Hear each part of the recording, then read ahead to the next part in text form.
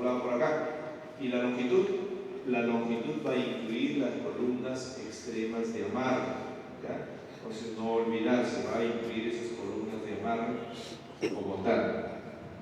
Es decir, para muros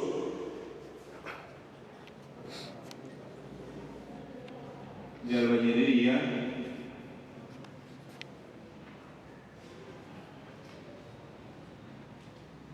de acuerdo a la norma, la E070, tenemos lo siguiente. Primero, muro portante. Para que sea el muro portante, portante significa que va a tener carga vertical, va a soportar la carga vertical, pero también la carga de sismo. En este muro portante, el espesor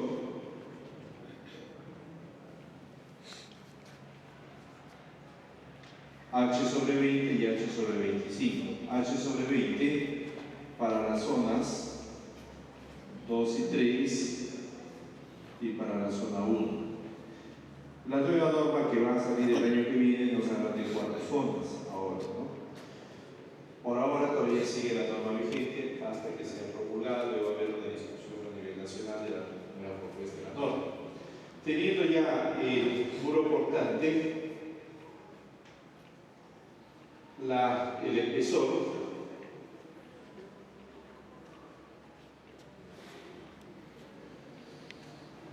esto viene a ser T y L viene a ser todo esto, la longitud del muro.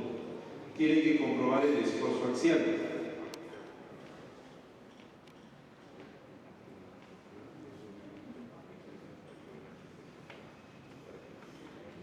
El esfuerzo axial máximo. No olvidarse tanto para la dirección X como para la dirección Y. Este esfuerzo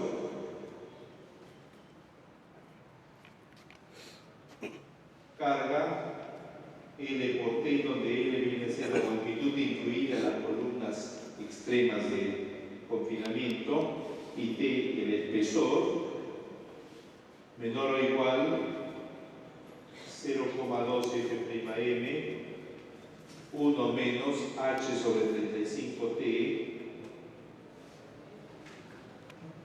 elevado al cuadrado y menor o igual a 0,15 F'M. Este F'M viene a ser, si el ladrillo es industrial, que es lo que me indica la norma, 65 kilos sobre centímetro cuadrado, y artesanal, en el mejor de los casos, 45 kilos sobre centímetro cuadrado. Entonces, si tú en tu proyecto estás haciendo un industrial, tienes una resistencia determinada, y cuando vas a pasar a un artesanal, otra resistencia, efectivamente vas a tener ese determinado. Siguiente. Después vas a tener que, ya sabemos, condición de resistencia, eso sería de resistencia, esfuerzos. La condición de rigidez tiene que ver con la deformación, y para la deformación o rigidez lateral se tiene que comprobar la densidad de muros, que está también en la norma, la E070. Esta densidad de muros también tiene que hacerse para ambas direcciones.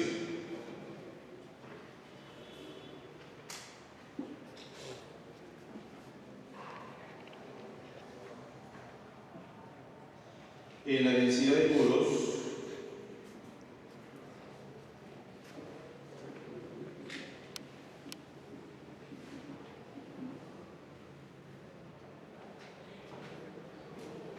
densidad mínima de muros, tenemos que la sumatoria de L por T sobre A sub P tiene que ser mayor a ZVSN sobre 56. Esta densidad de muros también tiene que hacerse en direcciones X e Y para ambas direcciones. L ya sabemos que es la longitud total, T viene a ser el espesor, A sub P viene a ser el área en planta.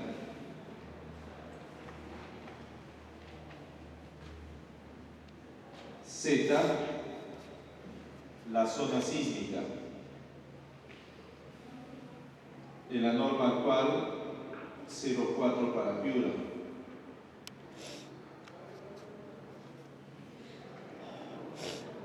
Zona 3, 2 y 1, 0,3, zona 2, zona 1, 0,15. U viene a ser el uso o importancia del edificio.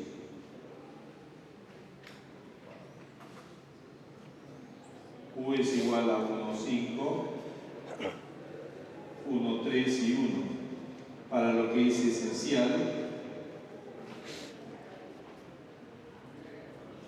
importante, común. Ese viene a ser el factor del suelo.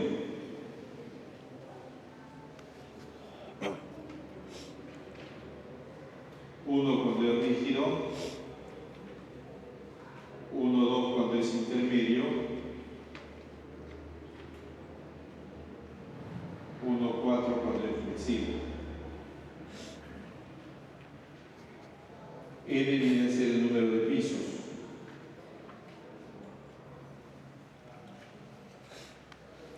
Aunque se recomienda hacer piso por piso, ¿no? Piso por piso siendo N igual a 1. Siguiente. Una buena aproximación es que se necesita 100 centímetros cuadrados por cada metro cuadrado que haya techada si el terreno es rígido y 140 centímetros cuadrados si el terreno es flexible, ¿no? Siguiente.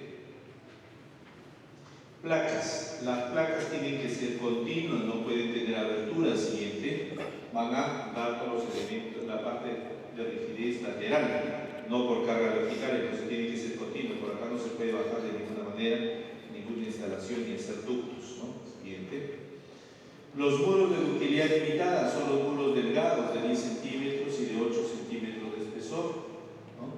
Tenemos que en este caso son muros portantes y a su vez son muros de corte. Utilizan una malla electrosoldada, reducen costos y reducen tiempos de ejecución de la obra. Siguiente. Acá tenemos el muro, 10 centímetros de espesor, resistencia en cuanto a lo que es el concreto, 210 y la fluencia del acero, 4200. Siguiente.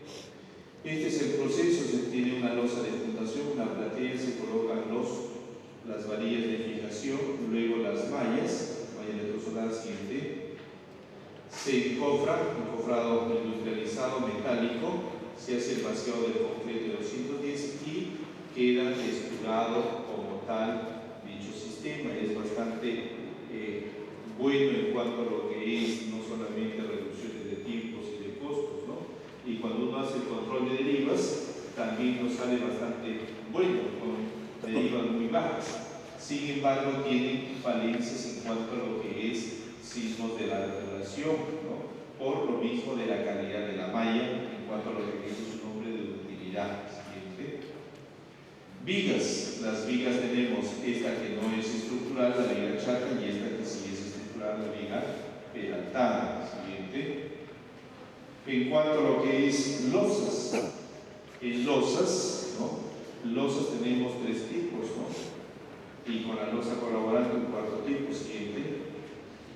La losa aligerada, tenemos los ladrillos de techo y las viguetas. Estas viguetas en una dirección, en este caso, vienen a ser hechas en obra de 10 centímetros, ¿no? De espesor. Van a trabajar en flexión ante carga vertical. Las losas aligeradas vienen a ser flexibles y ante carga lateral viene a ser un diafragma rígido. Siguiente. Losa maciza, ya no, la losa maciza es con acero corrugado, y como es con acero corrugado, lo que vamos a tener es un elemento rígido ante carga vertical y diafragma rígido ante carga lateral. Siguiente. La losa nervada tiene un comportamiento similar a la losa maciza. Siguiente. Vamos a hacer algunas preguntas de lo que es autocontrol para saber qué tanto se ha entendido lo que les he hecho un resumen. Tenemos acá pregunta del texto de Ingeniería sismo resistente, que hoy día les traído unos ejemplares, y nos dice, indicar verdadero o falso, página número 5 del texto, ¿no? Página 5 del texto. Nos dice, la carga muerta depende del peso específico del material y del volumen del elemento estructural, que podríamos decir verdadero, excepto para una losa aligerada que va a depender de la carga por área multiplicado por el área respectiva, ¿no? Segundo, según la norma de carga, la carga viva para viviendas es de 400 kilos por metro cuadrado. Falso. ¿De cuánto es? 200 kilos. Tercero, el peso propio de una losa aligerada de 20 centímetros es de 300. Verdadero. Correcto. Si la resistencia de la albañilería con la liga artesanal es de 45 kilos sobre centímetro cuadrado, se podría indicar que su módulo de elasticidad es de 22.500, multiplicamos por 500 y nos acordamos de la norma de albañilería. La norma de albañilería nos dice que el módulo de elasticidad de la albañilería es 500 F', ¿no? Entonces multiplicamos por 500 y vamos a tener ese 22.500. Correcto. Siguiente, nos dice, no, anterior. Nos dice, si una viga de concreto armado cubre una luz de 6 metros, ya nos está diciendo concreto armado, podríamos indicar que sus dimensiones son de 30 por 40 centímetros. Concreto armado necesitamos L sobre 12, ¿no? L sobre 10 generalmente, longitud de 60 sobre 10, 50 centímetros, ¿no? Entonces no es correcto, 40 centímetros superante no es adecuado, por lo tanto es falso. Siguiente. Pregunta número 2, página 5 también del mismo texto, ¿no? Lo dice, los estribos en una viga de concreto armado son menos espaciados en la parte central, debido a que en dicha zona existe mayor fuerza cortante. ¿Qué podríamos indicar? Falso. ¿Dónde son menos espaciados? Los extremos, ¿no? Los extremos en las vigas, y sabemos de que por su peso propio nada más vamos a tener cortantes más grandes en cada uno de los apoyos, ¿no? 2i nos dice, en un cimiento corrido se utiliza para el cimiento una proporción cemento hormigón de 1 en 10 más 50% de piedra grande. ¿Qué podríamos decir? Falso. Acá es de 30%. 3i, la función principal de la placa es resistir sus cargas verticales. Falso. Placa es aporte de rigidez lateral, por lo tanto, carga de sismo. Siguiente, 4i, el ancho de las viviendas hechas en obra para losas aligeradas es de 10 centímetros. Verdadero. Siguiente, en edificaciones con muros de ductilidad limitada se recomienda reforzar el muro con acero corrugado en los extremos laterales de la malla electrosoldada con la finalidad de soportar una alta concentración de esfuerzos en dichas zonas. Correcto. Verdadero. Pregunta 3, página 13 del mismo texto. Rogaría que me alcancen un ejemplar del texto de ingeniería sismo resistente, por favor.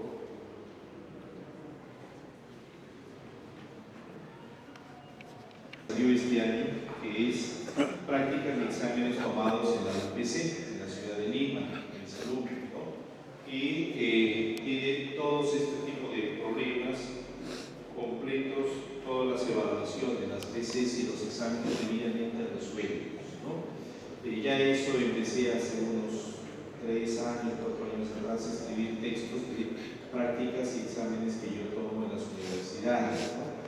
Con esa intención, porque los mismos alumnos me decían, ¿para qué vamos a ir al frente a comprar el examen cuando usted nos resuelve todo el examen, mejor usted publica? Entonces fue una idea muy interesante y empezamos con los libros de resistencia. Resistencia 1, práctica de exámenes tomados en la San Martín, lo tienen ustedes el día de hoy. Resistencia 2 también lo tienen el día de hoy, e ingeniería sismo resistente, que también lo tienen el día de hoy. Y acá son las preguntas que estamos viendo, ¿no? Pregunta número 3, página 13. ¿El peso específico del acero es 2,4? Falso. El acero es de 7,8 toneladas sobre metro cúbico. ¿Se entiende por carga viva a la carga permanente? Falso. Carga permanente es carga muerta, carga viva es carga temporal. El espesor mínimo de un muro portante de albañilería confinada de 2,4 metros de altura para la ciudad de Iquitos debe ser de 13 centímetros. ¿No? Ya habíamos indicado, exacto. Si divide usted 240, lo divide entre 25, le va a salir 9,6. Por lo tanto, el espesor mínimo debe ser de 13 de soga. Si una losa aligerada es de 20 centímetros, entonces su ladrillo de techo es de 17. Falso, debe ser 5 centímetros menos, sería de 15 centímetros.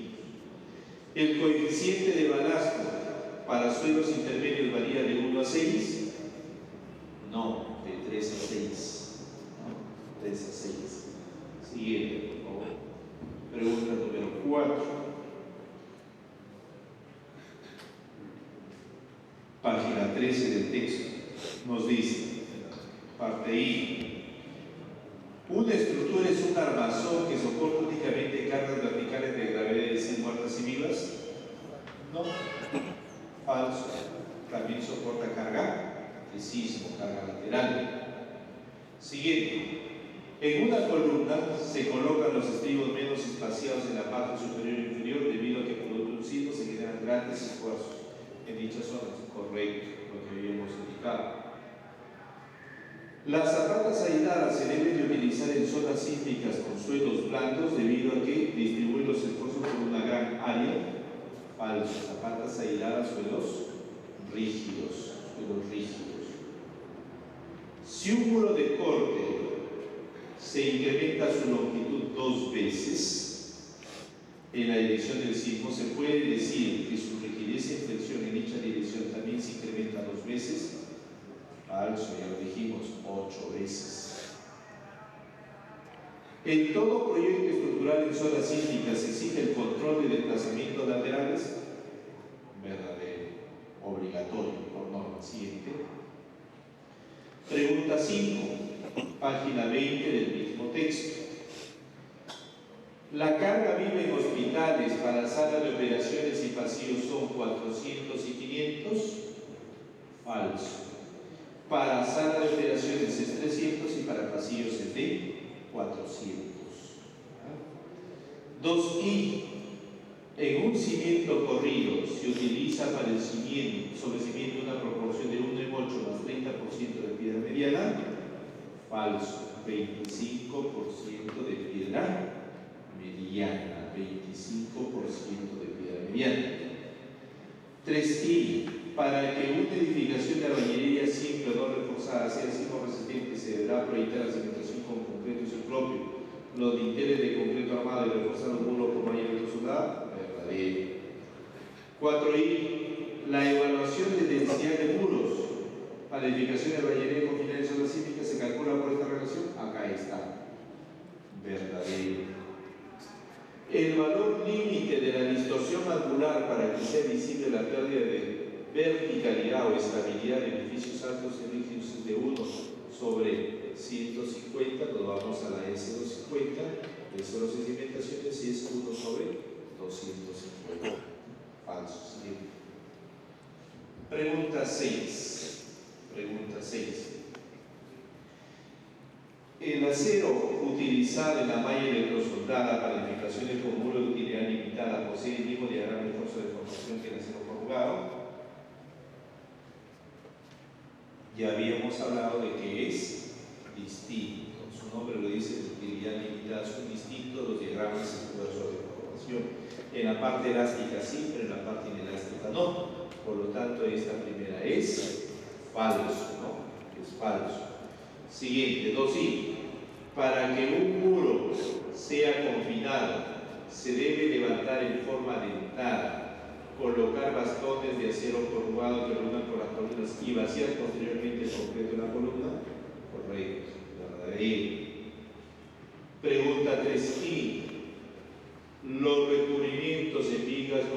losas y placas se hacen con fines estructurales de flexión y compresión, así como evitar la transmisión de humedad por los efectos corrosivos y el calor en caso de incendios. Correcto, verdadero. Pregunta 4i. Para edificaciones con muros de utilidad limitada se utiliza un concreto de 175 y una acera de 3600 de fluencia. Falso. Concreto de 210, fluencia de 4200, ¿no?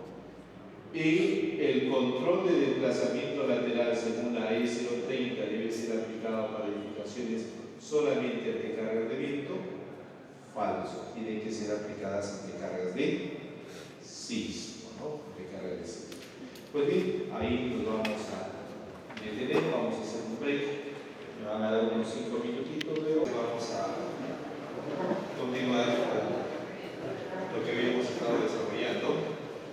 Y ahora vamos a ver en esta segunda fase el predimensionamiento, condiciones de entrada que tenemos que tener en cuenta, de tal manera de que todo el proyecto sea el adecuado. Predimensionamiento de elementos estructurales, vamos a ver rápidamente, predimensionamiento de cada uno de los elementos estructurales. Siguiente, por favor. Primeramente empezamos con losas, ¿no? Losas aligeradas. Como ya sabemos, la losa aligerada ante la carga vertical es flexible y ante el sismo es un diafragma rígido. Se entiende por diafragma rígido cuando el movimiento de cada nudo va a depender del movimiento del centro de masa. Para esta losa aligerada se acostumbra que el espesor de la losa es la longitud nominal sobre 25, siendo esta longitud la del mayor lado, si tenemos luces de 4 metros, un espesor de losa de 17 y de ladrillo de 12, 5 centímetros menos, lo que habíamos indicado. Para luces de 5 metros, 20 centímetros y 15 centímetros de espesor. Para 6 metros, 25 centímetros y 20 centímetros de espesor.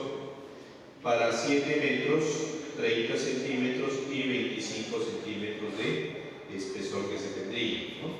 Siguiente. En esta losa aligerada, este es el ladrillo y hay una losa superior, ¿no? Todo esto es el espesor de la losa, lógicamente. La losa superior tiene que ser de 5 centímetros. El espaciamiento de las viguetas es o el ancho de la vigueta es de 10 centímetros. Y el espaciamiento va a depender del ladrillo que se va a tener como tal, ¿no?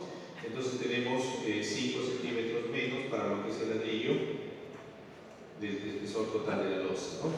Adicional, para lo que es piso terminado se considera 100 kilos por cada metro cuadrado, ¿no? Como sobrecarga adicional. Siguiente. Losas macizas. Para la losa maciza, carga vertical va a ser un elemento rígido, carga lateral va a comportarse como un diafragma rígido. En cuanto a lo que es el espesor de la losa maciza es 5 centímetros menos que la losa aligerada. 5 centímetros menos que la losa aligerada. Siguiente.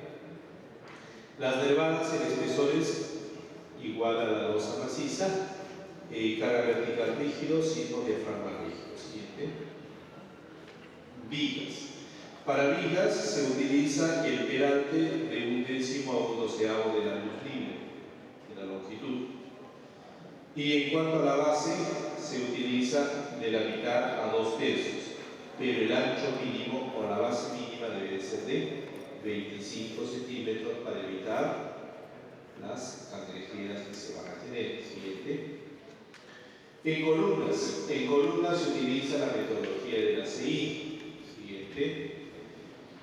Donde nos dice la metodología de la CI, si la columna es centrada, viene a ser la carga de servicio sobre 0,45 efectiva C. Y si la columna es excéntrica o esquinada, carga de servicio sobre 0,35 efectiva C. Ahora, ¿cómo calculamos la carga de servicio en forma rápida? En las oficinas de proyectos se utilizan estas fórmulas, ¿no? Carga de servicio, si la categoría es A, ¿no? De acuerdo a la E030, la carga de servicio es de el P 1500 kilogramos sobre metro cuadrado, multiplico por el área tributaria y por el número de pisos, yo tengo la carga de servicio total. Entonces voy a tener que colocar mis áreas tributarias. Como ustedes saben, en el área tributaria vienen a hacer las franjas medias que se van a tener. Si es categoría B, se utiliza de 1250 multiplicado por su área tributaria y número de pisos, obtengo su carga de servicio. Y si es categoría C, 1000 por el área tributaria y el número de pisos, yo obtengo la carga de servicio total, ¿no? Carga de servicio. Y esa la voy a reemplazar acá y obtengo mi área de columna. Y en función del área de la columna, las dimensiones respectivas, sea cuadrada, sea peraltada, va a depender del criterio que le voy a dar. Siguiente. Pero hay otros métodos en cuanto a lo que es prácticos, ¿no? Los métodos prácticos nos sirven para cohesionar o para comprobar, más no para predimensionar, sino para comprobar de que está ok. Tenemos un primer método práctico. Si la columna es centrada, ¿no? Columna centrada, se utiliza la altura sobre 8, altura del piso. Si la columna es excéntrica, altura sobre 9. Y si la columna es esquinada, altura sobre 10. Otro método práctico. El lado de la columna, si es tipo cuadrada, podría tomar del 70% al 80% del peralte de la viga. Si tengo un peralte de 50 centímetros, debería tener columna de 80, 0.8 de 5, 4, o sea 40 centímetros, ¿no? Siguiente. Además de eso, debo de hacer la comprobación para evitar la rápida aparición de rótulas plásticas. Esta rápida aparición de rótulas plásticas, debo de comprobar que la inercia de la columna debe de ser mayor a la inercia de la viga. Inercia de la columna tiene que ser mayor a la inercia de la viga. De tal manera que voy a evitar toda esta aparición de rótulas plásticas en las conexiones. Acá tengo una columna débil, viga fuerte, rótula plástica en cada una de las conexiones. ¿Ya? Siguiente. En cuanto a lo que son placas, para placas yo ya tengo el espesor, necesito la longitud mínima de placas en una dirección, entendiéndose que la longitud, el ancho mínimo de una placa según la norma 060 de concreto armado del año 2010 es de 20 centímetros como tal, 20 centímetros como mínimo el espesor de una placa. En cambio, para muro de utilidad limitada tenemos de 10 centímetros y en algunos casos hay proyectos hasta de 8 centímetros y 7 centímetros de espesor. Pues bien, tenemos una cortante basal. Esta cortante basal se obtiene por el análisis sísmico, porque la placa va a tener un aporte como rigidez por el sismo, ¿no? Por el sismo.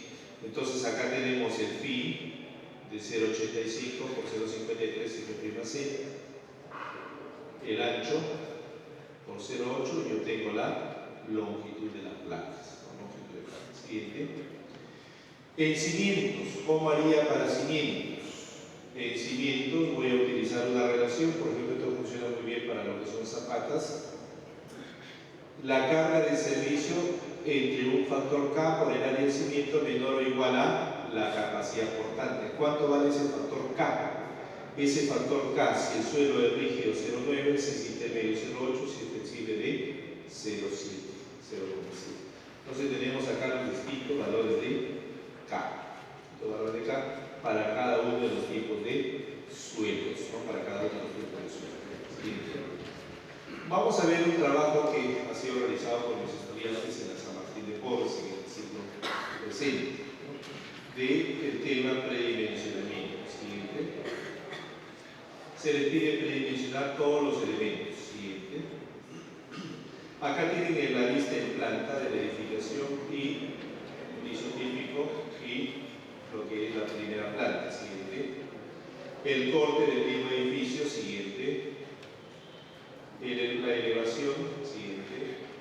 Y bueno, entonces acá están las luces que se tienen en una dirección y en otra dirección. Tenemos acá las luces y el número de pisos. Siguiente, vivienda como tal.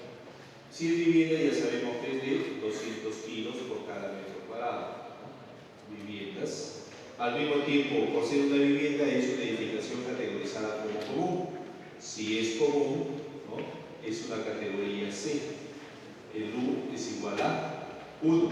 Y para el común, la carga de servicio viene a ser igual a 1000 por el área tributaria por el número de pisos. Siguiente. Siguiente. Se inicia losas 4 metros sobre 25, 16 centímetros, por lo tanto se sube de 20 centímetros, 15 de ladrillo y 5 de losa superior. Siguiente.